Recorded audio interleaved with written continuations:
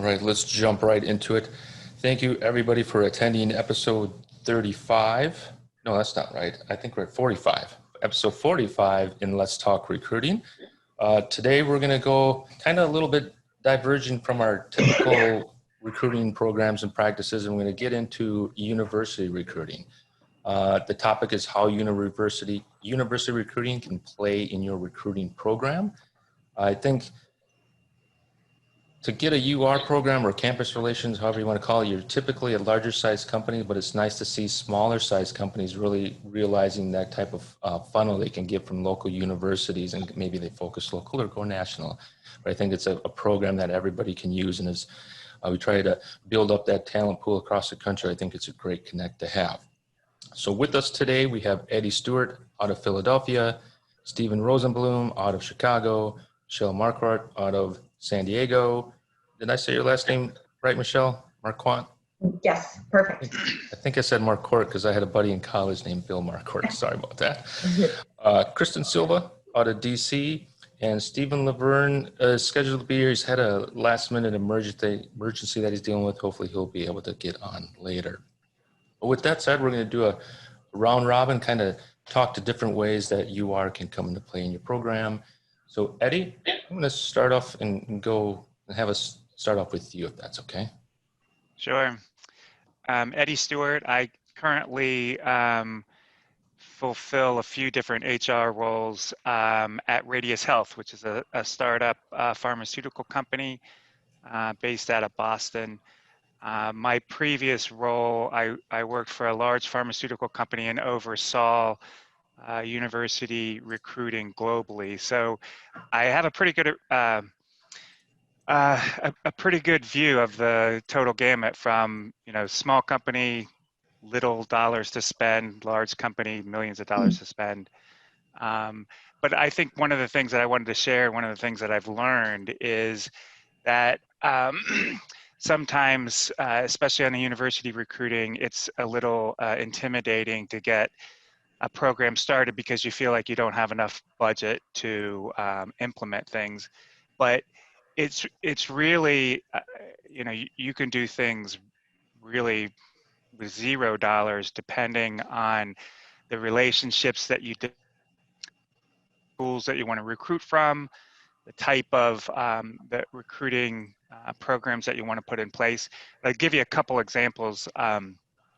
We at Radius participate now in a program to hire, it's called a proctorship, which basically is relationships with universities, normally people that are getting PharmD degrees that need to have on-site assignments at companies, pharmacies to fulfill their education requirements. So we have several students that rotate in their last year of school, in and out.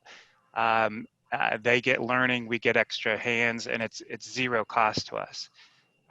There's also, I spent time targeting just one or two universities and one or two programs and just getting to know the faculty, the different players involved, and you'd be surprised, even if you're just hiring one intern a year or maybe one employee a year, you'd be surprised how much these schools want to work with everyone because they want to place their students. So don't be intimidated and think you need a big budget or you need a national presence. Identify one or two schools that you want to work with.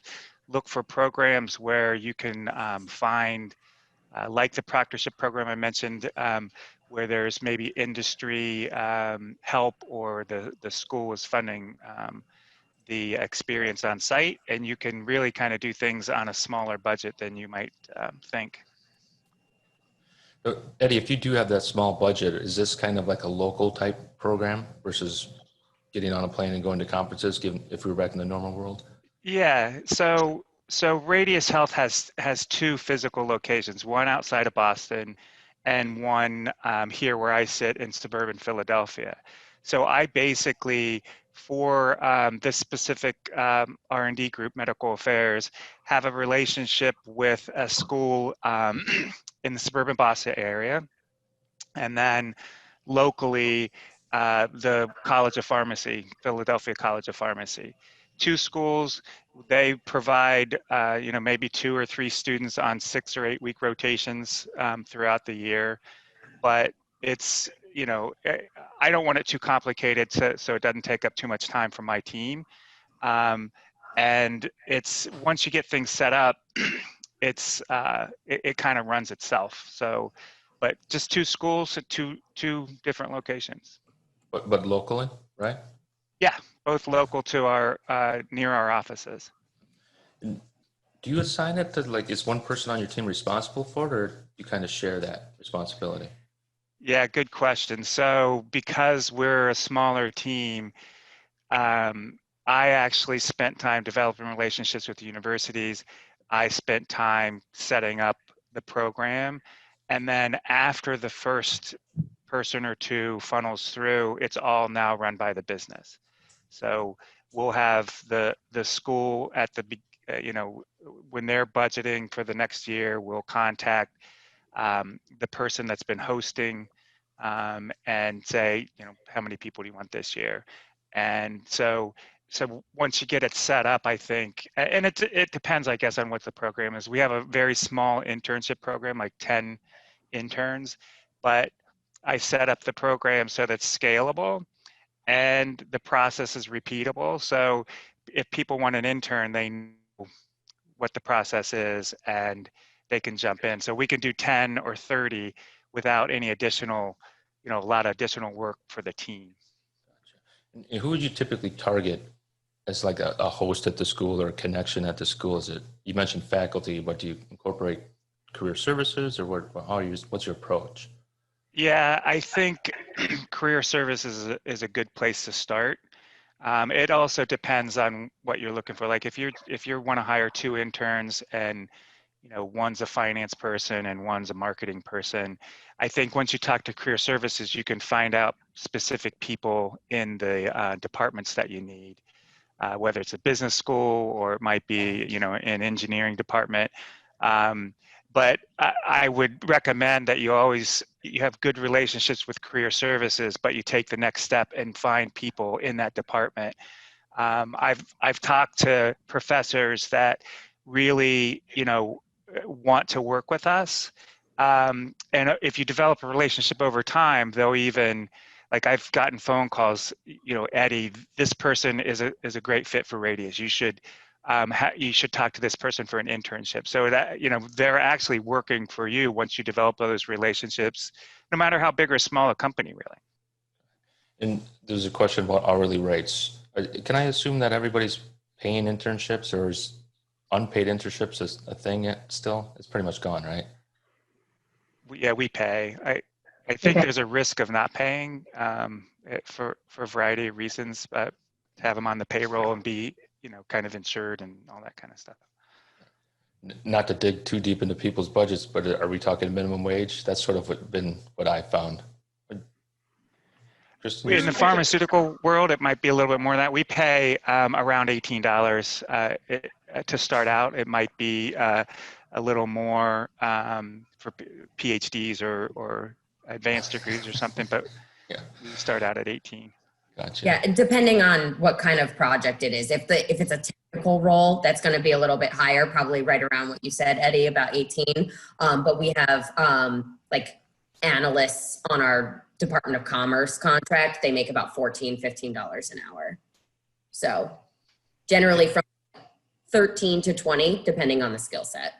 You have an intern in an analyst role? It's a particular contract. So they're doing data analysis, but it's like just with Excel. It's not with Tableau or any like crazy tools. So it's really just somebody who's good at manipulating Excel formulas. Yeah. And talking specifically about interns, when I was in charge of recruiting for North America at Claire's, we had interns that came into a variety of different departments, from fashion merchandising to IT to project management and construction. And somebody mentioned in a chat, paying versus not paying, college credit versus not college credit. Claire's did not pay their interns, but it was a very, very structured program. So that's important too when you're bringing interns in, is not to say, oh, I get free labor and have them do work and not really have anything around that.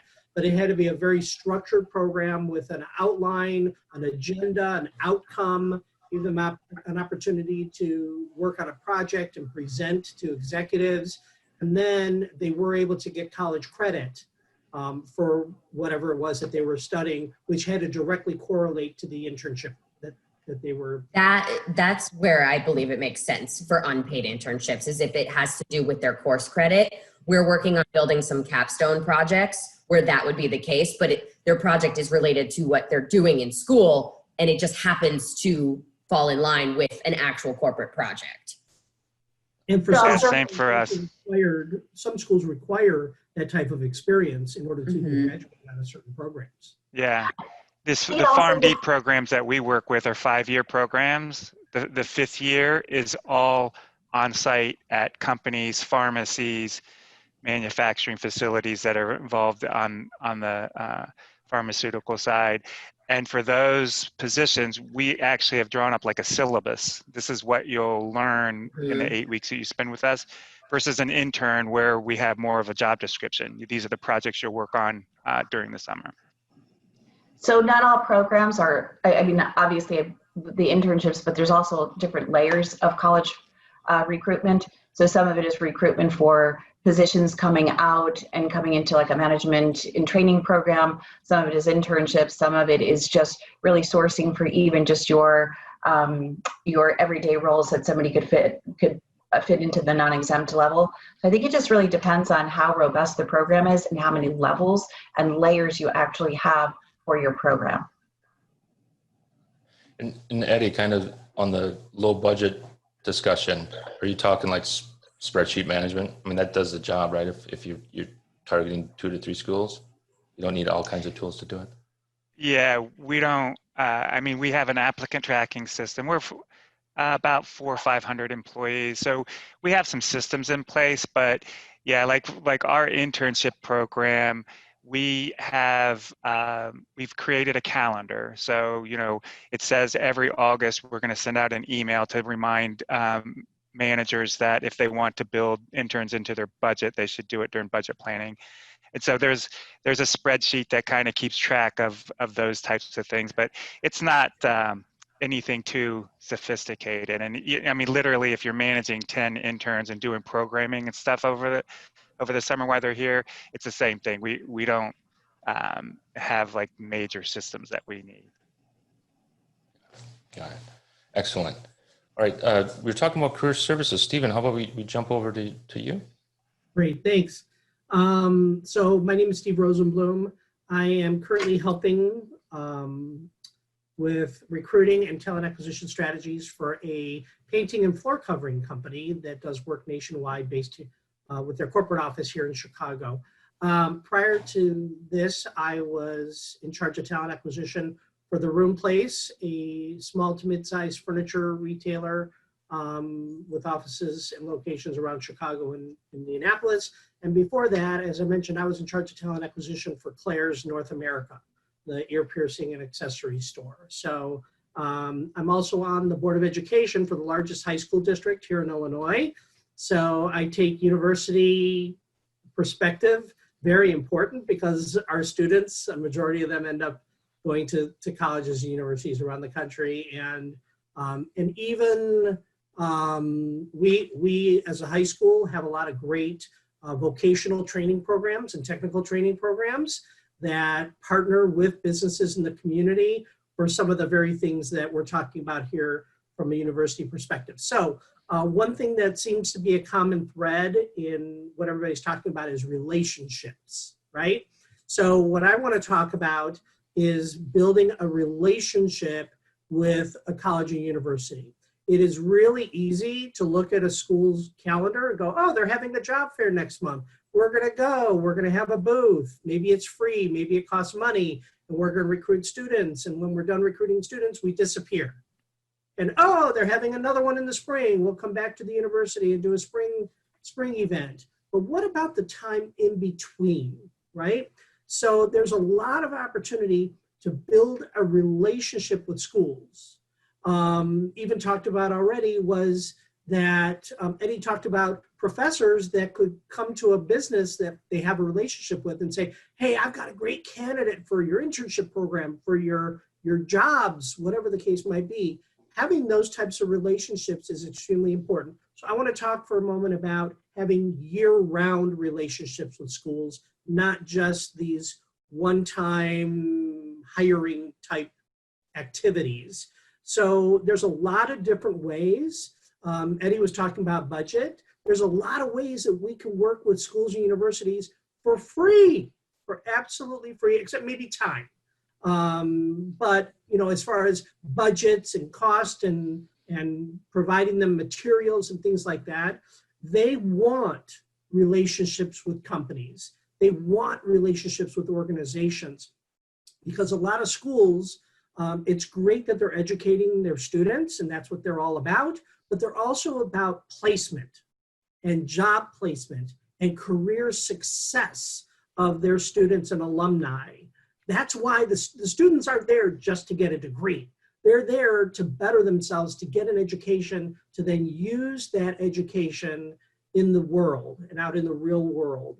And so for us to partner with them to help is extremely important. And like Eddie said, to start with the career services department, and sometimes they'll help open doors for us in other areas of the school, be it professors and curriculum opportunities and things like that. So I want to talk about that. So some of the ways that companies can work with them include program sponsorships. And what I mean by that are, for instance, having people at your company make guest appearances at a class. For instance, when I was working for a hospitality company, Indiana University, Purdue University, Indianapolis, UIPUI, has a hospitality program. And myself and the general manager from the Chicago area went down there and spoke to the class about careers in hospitality, right? And they're all sitting there with their mouths open. Oh my God, there's somebody in the business talking to us versus this professor that thinks he knows what he's talking about. So somebody in real life telling us how to do things. So program sponsorships as far as going to class, providing them with materials from your company. It could be collateral, it could be recruiting collateral. You can, if you have a budget, provide them with organizers or technology in support of their students, right? And they'll be clamoring for that if you're able to provide those types of things. And certainly anything you provide, you want to be able to have your company logo, maybe some other information to share with how to come back to you. Pay for student books or pay for something in the classroom, those types of things. I'm not saying you have to help build a classroom and get your company name on the door, but some companies are able to do that, right? So those types of things are very helpful. Sponsor job fairs. Don't just get a booth at the job fair, but maybe get a sponsorship level, get your name on the banner, the marketing material, things like that. We talked about internships. Eddie, you talked about students that have to have certain things, and even professors and educators that need time. So there's those externships can be very helpful. Companies can serve as advisors and board members at schools and universities to build relationships with them. People can teach at schools and universities, either online or as part of their extracurricular activity as a professional. Some companies will allow and support people to do that, maybe even give you the time in order to be able to teach people in what it is that your organization does. Want to talk for just a second about technical and vocational schools, right? People think university, you think of, oh, a 4-year or a master's degree, or maybe even an associate degree. But technical and vocational schools, to Michelle's point, for those type of roles that may not be a university graduate type employer or employment opportunity, technical and vocational schools, they are all about placing their students. That's how they get their ratings. That's sometimes how they get their funding. That's how they market. So to build a partnership with them, maybe even let them use your company as somebody, to market as somebody that they have a relationship with is hugely important to them. So I encourage people to do that. Most of these things, except for like the computers and the organizers and maybe calculators, are free. It's more about time and effort. And I think that these things are really important to not just be a one show pony with them, right? But to, as everybody's been talking about, having that year-round relationship with them and making it really a two-way street. Stephen, a question for you. Do you know, I love the ideas and then the connecting of it. Is everybody kind of off on their own to find who's the person to talk to at this school and who's the person to talk to at that school? I know NACE is an organization out there for basically university recruiting, to say the least. Is there like a list of, hey, you just mentioned tech schools. Is there a list of tech schools and who I contact to, or do I have to go to every single school and try and dig and find my connection? Is there any type of registry that somebody wanted to get into something like that they could go to? I have not seen one. So Google's a great thing. Really, it depends, right? There's some around specific industries, okay? For instance, right now, when I'm with my helping the painting and floor solutions in the construction business, there's schools that just target those kinds of companies. So first I would look at what kind of industry is it? Second is where are the opportunities? If you're just in the Boston area, for instance, Boston has, I think, more schools per square mile, I think, than like anywhere else in the United States. And you could target schools in a geographical sense as well. Certainly, like I said, you can use Google and have schools ranked. You can look for students in a certain industry or business or school, right? College or area of study, because not every school will have the area of study that you're looking for. I mentioned hospitality at Indiana University, Purdue University, Indianapolis. They have a great program. There are some schools that are great on business. Indiana University, Kelley School of Business, when I was working at Sears, they actually had a sponsorship relationship with Kelley, and we would go down to the university, do presentations. They pumped a lot of money into that school. I know there are others that do that now, and be able to really have a great relationship there. But as far as which ones, really, there's a variety of different ways that you could find that with. I would start with Google online and go from there. You mentioned, NACE, and there's other organizations that provide that type of support. And really, you can go into them and look at who the members are. Those organizations too will help open doors for you and recommend even individuals at schools that you can contact. If you're like, I want to contact somebody at Ohio State, but I have no idea where to go, because Ohio State has like 30 different career services departments, right? Every college has their, they have one for business, they have one for arts and sciences, they have one for nursing, and who do I go to? Do I have to spend a week trying to figure that out at Ohio State, which is my alma mater, no offense.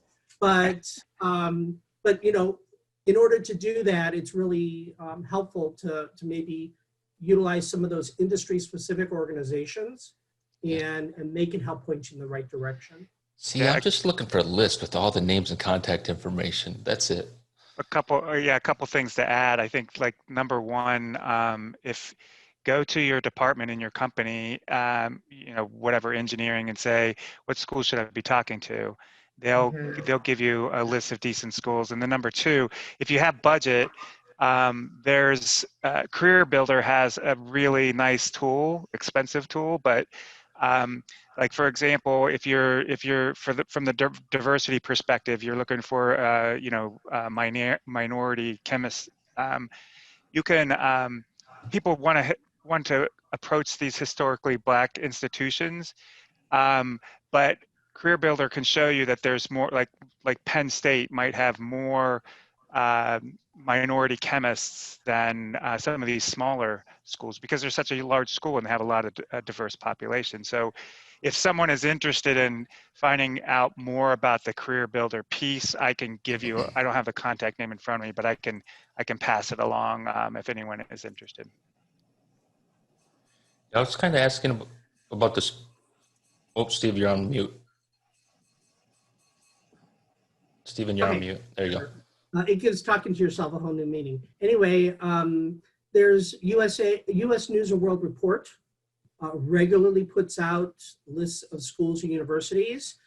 For instance, they even have one on what Eddie was mentioning, 2020 best historically Black colleges and universities. So if you're targeting specific types of organizations or just schools, you know, different rankings, and they break it down by different degrees and careers that, you know, that students can go into. So that could be a good source, is US News and World Report. Yeah, in the past, I've supported a major biotech company with a strong UR program, and we built out a CRM to run as its engine, because it was all about knowing the schools, the programs, the professors, the students. Our situation was we had an internship program, but then this company didn't hire new grads. So they'd come in for an internship, then we'd have to circle back with them 2 to 3 years later after they had some experience. So it was like this long play on it. So we would use a CRM to kind of house that. That was a company with a good sized budget and some resources behind it. There's one question from Tori Caldwell: how best to find specific programs in biotech, MA? Eddie, I'll kind of quickly defer to you on this, but how we did it there was we kind of reverse engineered the resumes of existing employees who had those hard to find skills. Just look where they went and start there and just follow the breadcrumbs back is sort of how we reverse engineered getting the people in those programs at those schools on it. Yeah, that's a really good way to do it. You talk to your own employees, and they tend to know what school they went to, but they will tend to know what schools are good. I focus on local schools because of the commute, right? So you don't have to pay to move people, and they can live at home. But if you have a bigger budget, my previous company, we flew people all over the country for internships. So, but talk to your employees. So great segue, Michelle, to kind of over to you and to your item. Yeah, so I've been I'm Michelle Marquand, San Diego. I've been in hospitality for almost my entire career, previously with Hilton, and we had a very, very robust program, but it's layered. So it just really depends on what the need is. So we have a standing where we recruit from all of the top hospitality schools for our management training program. And then we also have it where we do locally for where maybe some of the schools will do summer internships. And then we also do the recruitment at the level for just positions that are currently open. So it just really depends. But I think what can happen a lot with the university programs is that we can spend a lot of time going to a lot of places without the validity of the metrics behind what is the real true return. And so for me, when analyzing any program, I really do like to look at what is the cost per hire for the university, how much money are we spending to take this, and it doesn't matter at what level, if everything has a cost attached to it.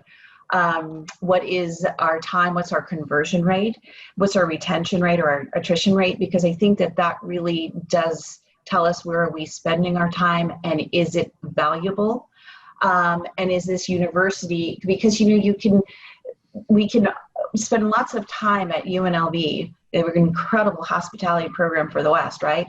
But if my positions are in Hawaii, I really should be focusing on the schools that are in Hawaii because they also have good hospitality schools. So I think it just really depends a lot, but a lot has to do with the metrics. robust your program is, and how many levels. So from a corporate perspective, we look at those manager in training, and then it rolls down a level in recruitment to those positions that you're working locally and internships that could be then create somebody to come on board for a need coming out of whether we start the internships at their junior year or their senior year. And then it also rolls down into those positions that are locally, and maybe some of the more regional local recruitment teams will handle those because there's less cost involved with that. So a lot just depends, but a lot of it, it's really analyzed by metrics and what's the real true return, because you could spin your wheels a lot at a lot of schools. And I will say this, somebody said it earlier, I think maybe it was Eddie or Steven, but the relationship is key. And you have to analyze your metrics almost every other year, because it really is about the relationship both at the school, with the Career Center, it is with the department heads, it is with, and really evaluating what was the student feedback. So we do surveys also afterwards to see what was the student feedback, what was the presentation, were we well received, how we're, and you can kind of tell too, if you're sitting next to 5 other great companies and you're the only one that has everybody coming to you, if there's something that you're doing that is very attractive to the students. And one thing I did learn, because if you're in an organization that's large enough like a Hilton or a Marriott, is that you could also go back and get an individual day where you're not participating with every other school, but you have your own day on campus and you are attracting the hospitality students, talking about your culture, engaging, embracing, and doing it several times a year. It's much more successful than trying to be at a lot of different places. In those visits, Michelle, did you utilize like your alumni? I think you had mentioned that before. One of the key things I think is leveraging the alumni for a lot of different reasons in your own organization. One is there's a tremendous amount of buy-in, and if they're at executive level, I think those students can really see what they can aspire to be. So that's number one. But there's also something else that maybe somebody was really a fabulous candidate, but you didn't hire them. But maybe you compare them with a mentor that can broaden out their network to them and have that available to students. So it may not be even a direct hire or placement. That goes a long way on a campus when somebody can say, hey, I'm at the GM at the Waldorf Astoria in Beverly Hills, and they didn't hire me, but they connected me to somebody that they knew over in Chicago. And that means a lot. And that's the type of reputation you want on campus, is what we are really truly doing that goes just beyond our own hire and our own image, and just a brand image as well. So, yeah, connecting employees that are alumni to a school. I mean, if it's local, it's easier said than if it's far off. But it's like a win-win-win type situation, because they're happy to do it. It's bringing prestige to the school, so the school's happy to have you there. And then to your point, the students are getting that career path in front of them laid out for them. I love to see it. I saw somebody write something about Handshake. We use Handshake all the time for all positions. We always post even just our regular positions. There's a lot of students that are just looking for part-time work and or even full-time work, and they can come work within your organization while they're getting their degree, and they're already poised to become maybe the next manager or the next assistant manager, whatever that looks like for your organization. But we use Handshake all the time. So I know somebody put that up there. Can you give a quick summary on what Handshake is? Yeah, so Handshake is a network that you can use it in your ATS. Usually it's, especially if you use like a Broadbean, it's connected to it. And what it does is you post your position.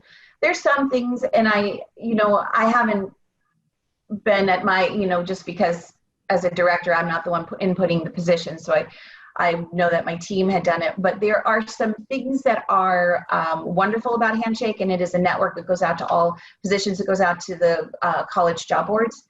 But then there are some other things. So the person who posts is where it comes back to. So there's some things with Handshake. Handshake is one of those things that is free for the employer, currently to use, because they wanted those positions out there. I believe that's changing a little bit on Handshake, or there was some talk last year about potentially having employers then pay. I don't know if that's true. Maybe somebody else who's listening could share a little bit more about that, but there was some talk about potentially having employers pay, but it is free to employers to use. It's a network for college goes out to colleges, to the college boards, and your positions go out to a really wide variety of different schools, and you choose the schools within your region of where you want those positions to go out to. And the last thing I'll say is on the associate's degree or the technical IC that you talked about, I absolutely 100%, like for us, for back of the house, the chef, cook positions, those types of things, we get them right out of culinary school, and we do it even at the associate level, because they're ready to come over and join a good organization, and they're phenomenal. So we really built up those relationships, and they are local relationships that we do. Excellent.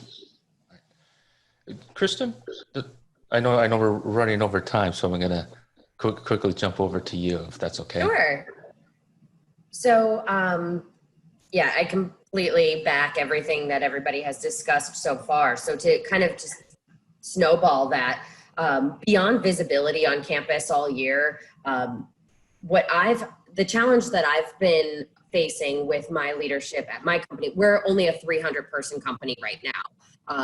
We've been in business for 11 years though, so we're well established, but senior leadership is constantly like, why don't we have a college recruiting program? I'm like, where am I going to put them?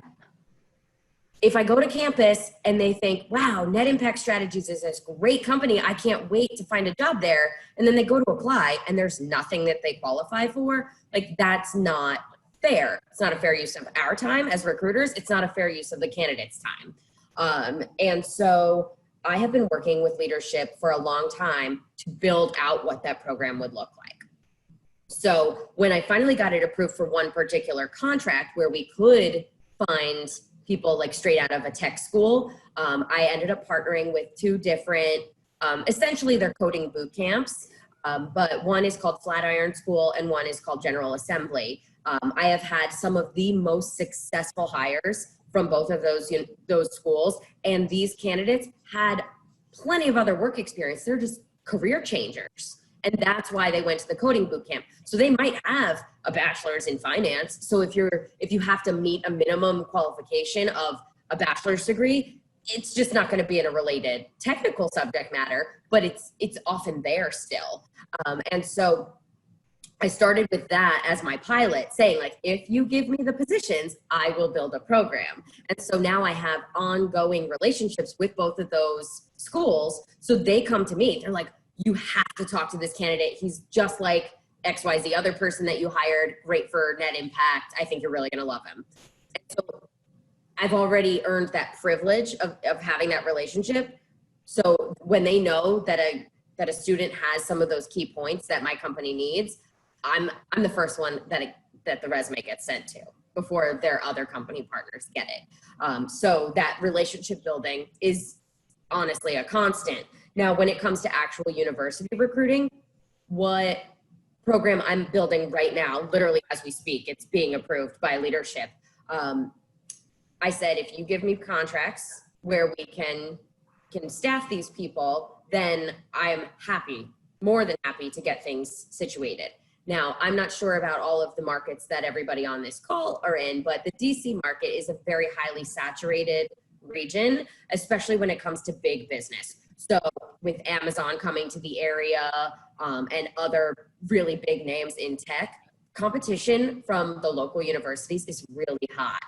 So the challenge that was presented to me was to do some research to figure out where else we can find these people, especially now that most things are remote for at least another 6 months, if not beyond then.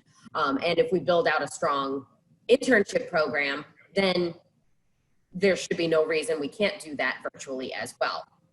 So I saw some questions in the chat with like how you pick schools, and like it was already said, Google is your best friend. As long as you know what key terms you're looking for, start with Google, because just like a high school student is looking for colleges, you go into Google, you put in a few criteria, it's so much easier to find the stats than it used to be.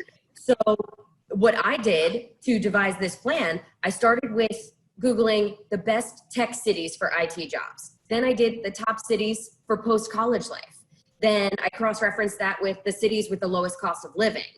And then I further cross-referenced that with the schools that had the best computer science and cybersecurity programs.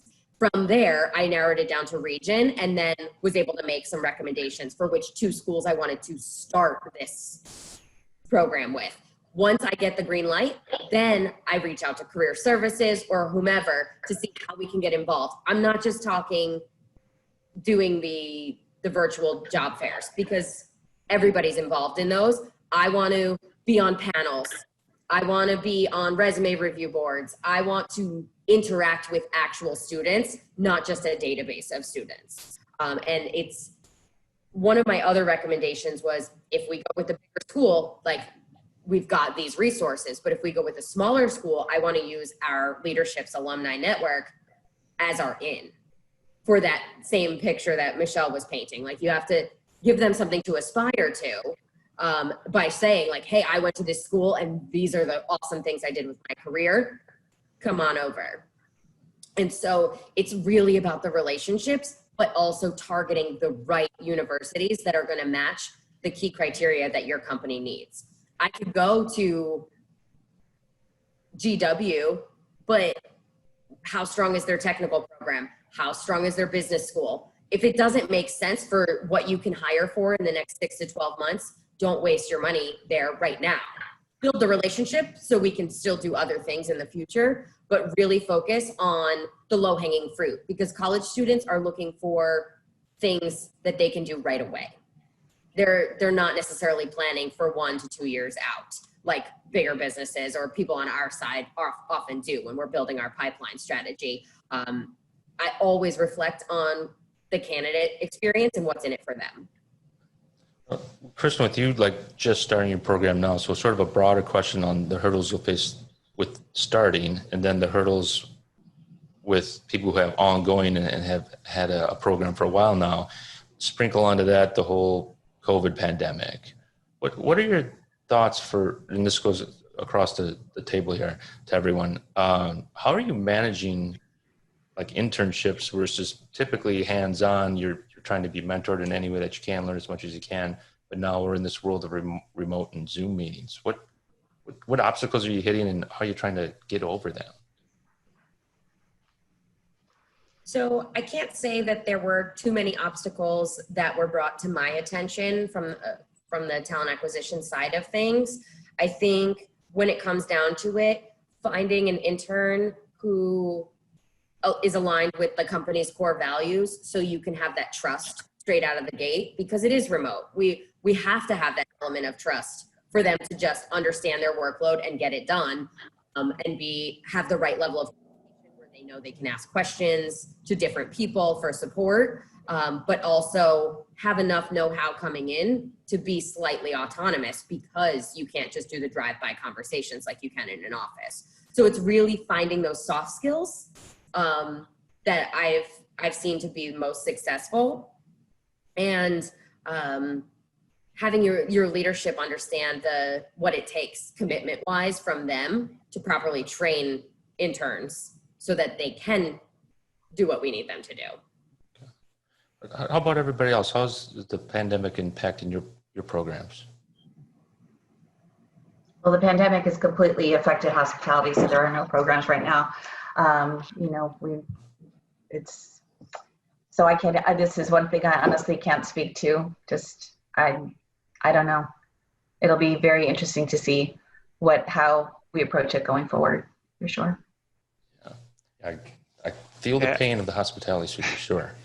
I think it's more than just like interns. I think for me, it's recruiting, right? So there's some departments that this isn't much of a change. So like IT, I asked when we were putting together the internship program this year, I asked who could have a remote intern, and there was only 2 groups out of maybe 10 or 11 that said that they could.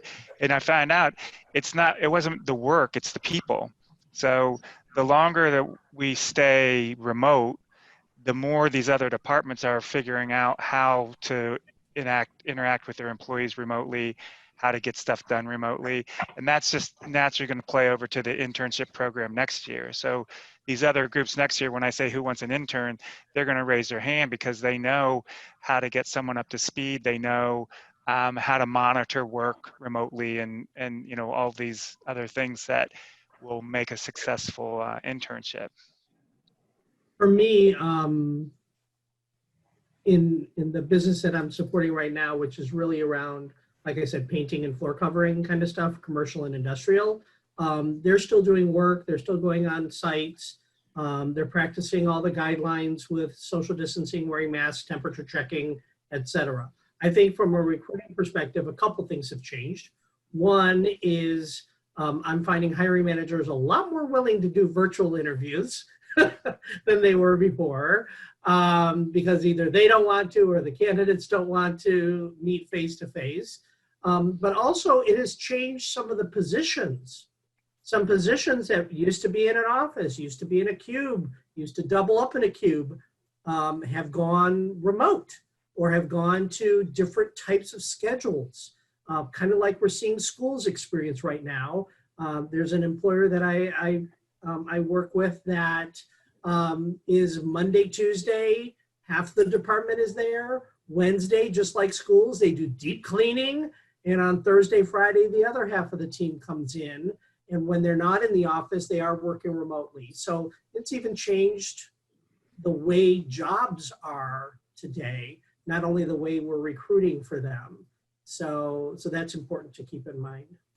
Yeah, and something else which is sort of interesting is that this year's college student and next year's college student, they have been successful remote learning. So they will be successful in a remote capacity because they've already done it.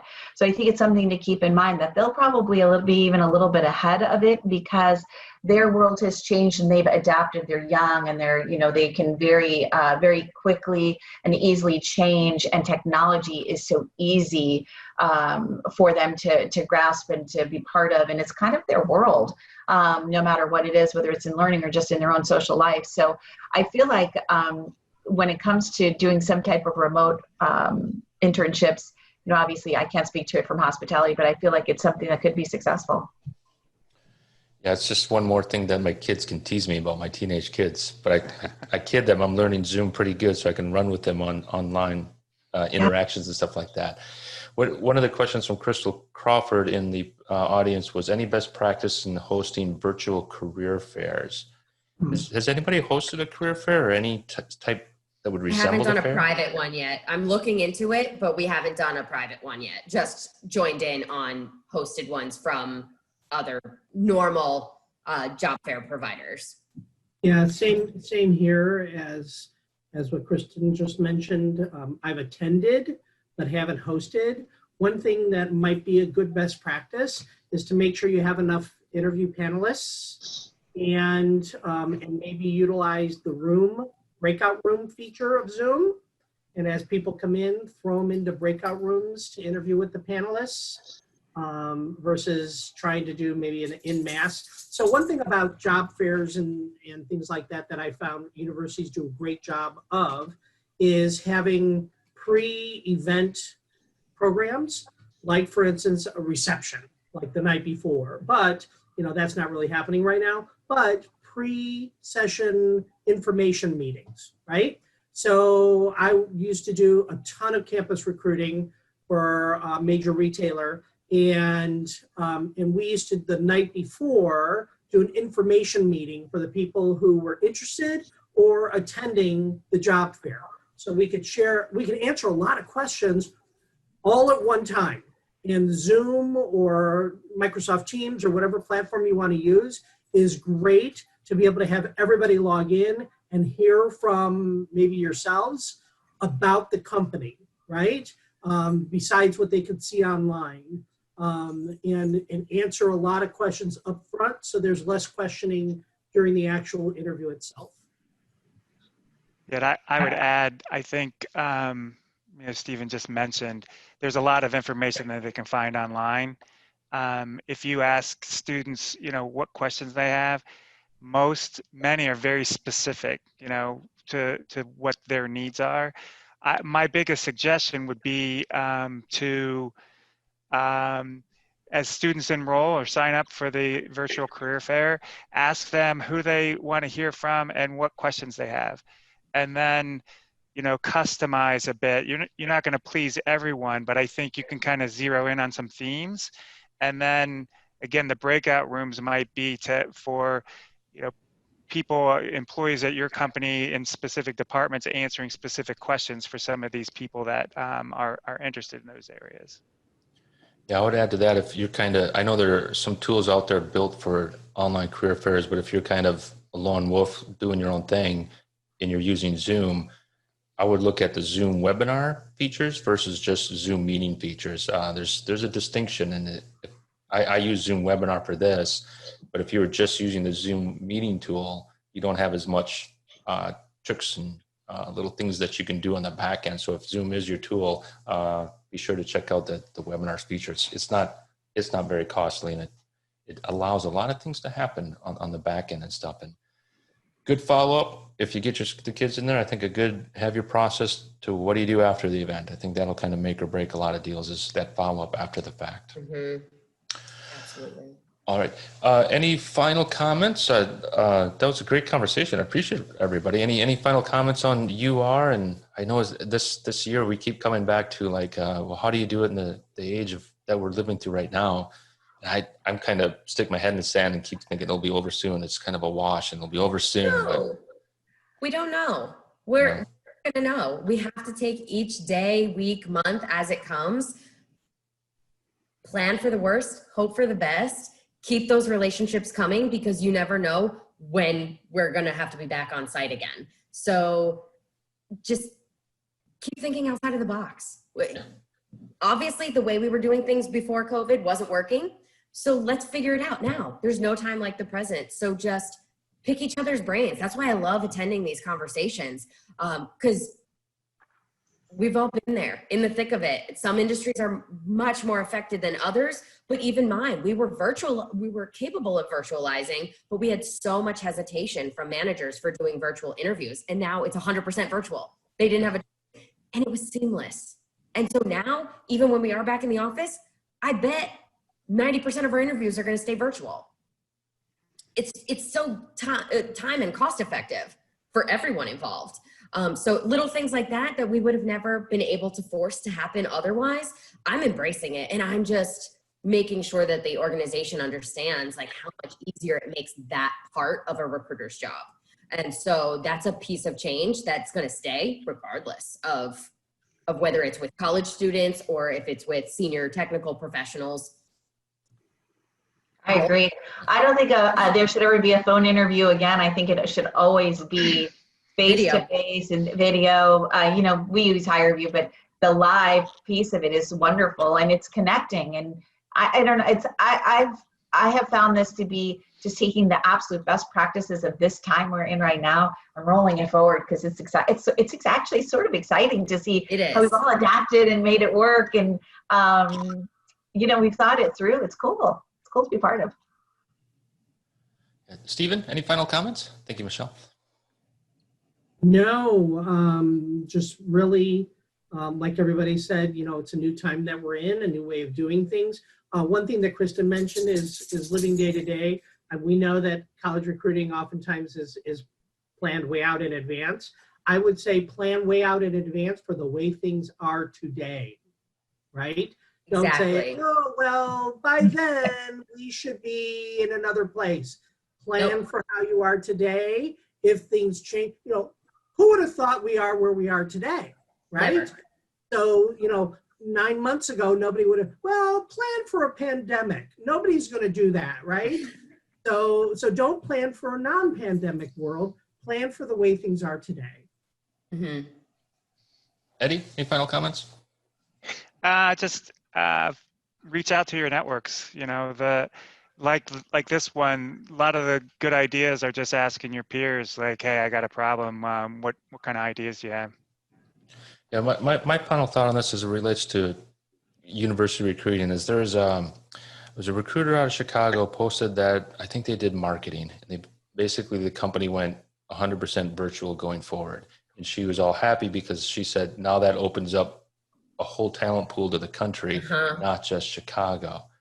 I'm like, oh, that's very interesting. So if these roles are being remote, thinking like a college kid who goes, you know, let's say I'm in Spokane, Washington. I've never been there, but let's say I want to do an internship at a biotech company or marketing agency that's not really there, but I'm school here. How do I do that? This whole, hey, let's do this stuff remote, kind of could open the door for opportunities and more competition if it's remote. So now it's not just the local schools competing.